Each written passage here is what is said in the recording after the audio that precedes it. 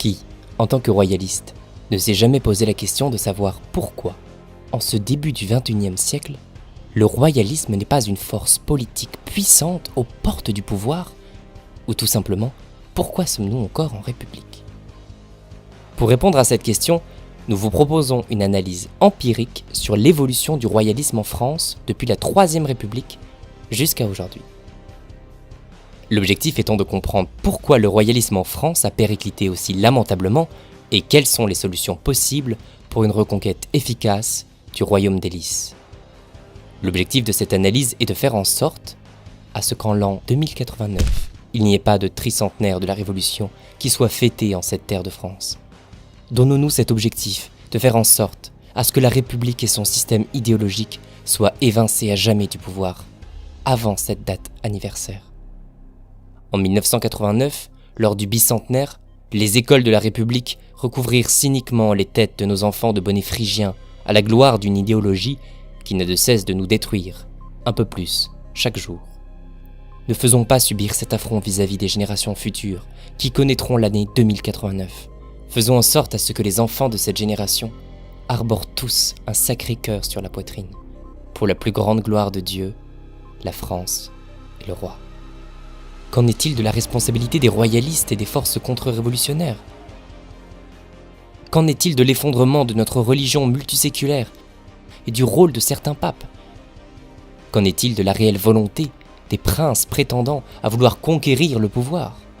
Qu'en est-il de l'état actuel du peuple français après 2 siècles d'idéologie anthropocentrique et de reniement du passé? Et qu'en est-il de notre avenir si nous ne changeons pas les choses?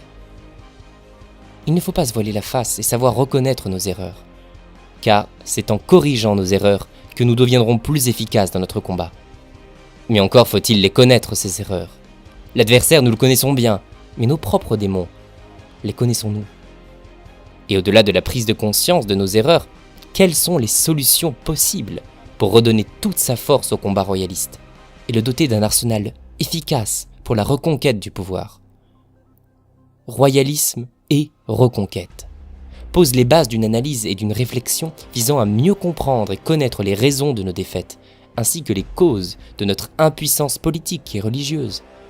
Il se veut un outil pour tous les jeunes royalistes, et moins jeunes, qui font leurs premiers pas dans ce noble combat, afin qu'ils puissent s'imprégner d'une part fondamentale de l'histoire du royalisme, et surtout, des erreurs à ne plus commettre et des solutions possibles pour se perfectionner.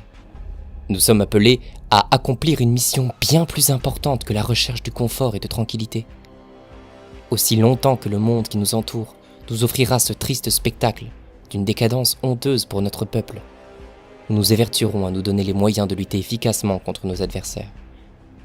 Nous sommes les enfants du Lys, ayant pour odyssée la reconquête de notre royaume et du règne du Christ roi. Le chant des sirènes du mondialisme nous importe peu. Nous œuvrons pour la grandeur de notre civilisation, avec comme étape essentielle le couronnement de nos institutions, pour la gloire de Dieu et, par extension, celle de la France. Royalisme et reconquête, de Pierre-Philippe Blanchet, aux éditions Profide Catholica.